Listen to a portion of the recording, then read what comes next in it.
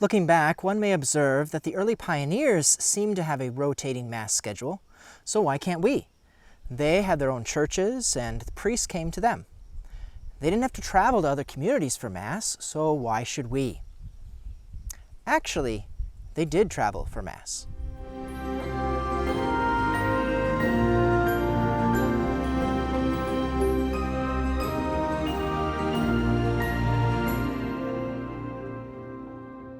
Before they had their own church in Olean, Father Blaschke reports, the people had to walk or go by oxen a distance of 15 to 18 miles to St. Charles if they wanted to fulfill their Sunday and Holy Day religious obligations.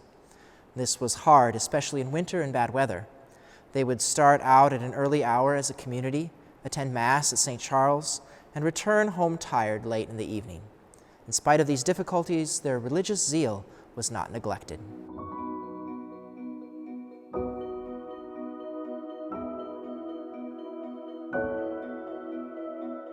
Catholics living southwest of Scribner also made their way 15 to 20 miles to St. Anthony at St. Charles for Mass.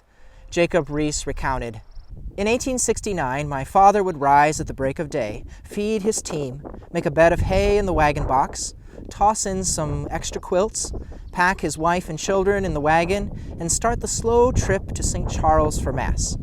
Remember, to receive communion, one had to fast after midnight. When the Mass was over, it was noon.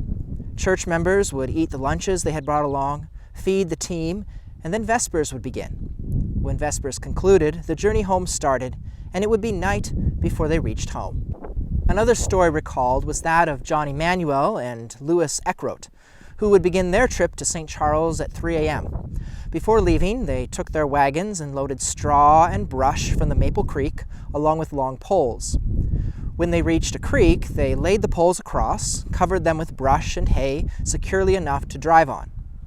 Once across, they would gather it again and make the next temporary bridge on their journey.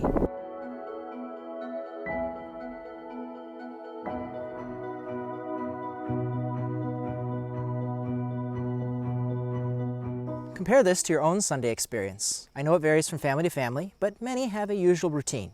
Some like to go earlier on Saturday evening, perhaps to avoid the dark or to have time to go out to eat afterwards.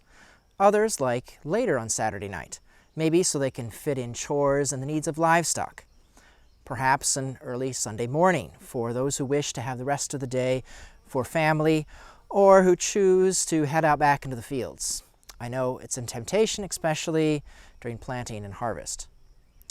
Others later in the morning, perhaps so they have more time to help get the kids ready. Driving in on gravel roads from the farm can be of concern, especially in the wintertime.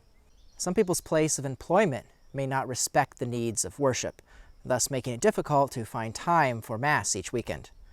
Many people travel to the Mass time that is most convenient for them. Mass attendance at smaller parishes is often sustained by people coming from the surrounding larger parishes. For many people, the weekend Mass is the only thing they do as part of the community.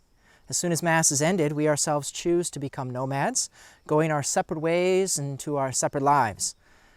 And in truth, our priests have also been forced to become nomads, since we can't really stay at one community, but rather we're expected to go and say Mass at every single church. Compared to our ancestors, do we truly keep holy the Lord's Day, or do we simply fit Him into all the other things that we make more important? What do these choices that we make say to our children?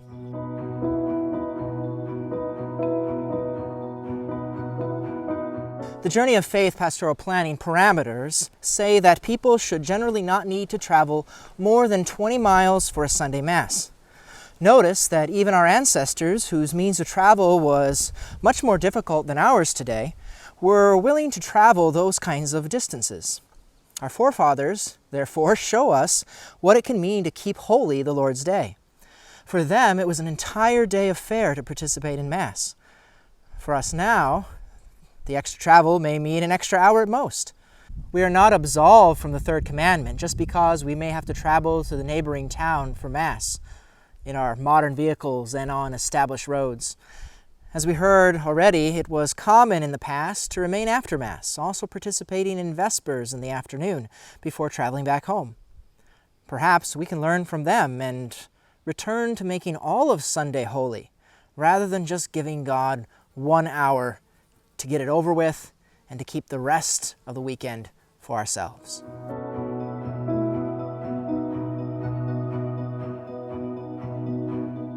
We are not doing a rotation because our mobility is greater now than it was in the past. It's no longer an unreasonable burden to ask people to go slightly further, the next parish over, for Mass. Also, we don't want to shorten the lifespan of our priests by making sure they're maxed out all the time. You know, a number of those early priests, they were only able to sustain that life for short periods of time. Father Jeremiah Tracy only remained 4 years after St. John's City was founded. Father John Blaski also left Olean after 4 years, returning to Europe. His successor, Father Francis Turek, remained for 10 years before being recalled to Austria. Father Nicholas Horn, who was ordained in 1877 and served multiple missions out of West Point, as far as Decatur and Rayville, had only 7 years of priesthood before his death. Weakened by exhaustive labors, a cold, grief, and typhoid malaria fever, Father Horn passed to his heavenly reward May 26, 1884, in the odor of sanctity. Bishop O'Connor considered Father Horn to be the most commendable priest in the diocese.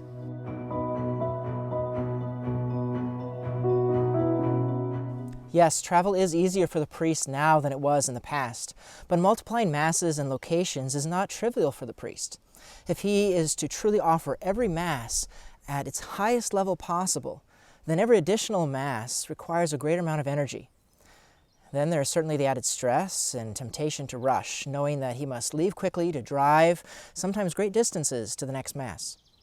In my own experience, Mass schedules have sometimes placed me in the unfortunate position of feeling almost forced to exceed speed limits. This kind of breakneck pace that we sometimes insist our priests must maintain is not conducive for their long-term service. And the number of priests who have needed to receive treatment and who have ended up leaving active ministry is a testament to that sad reality.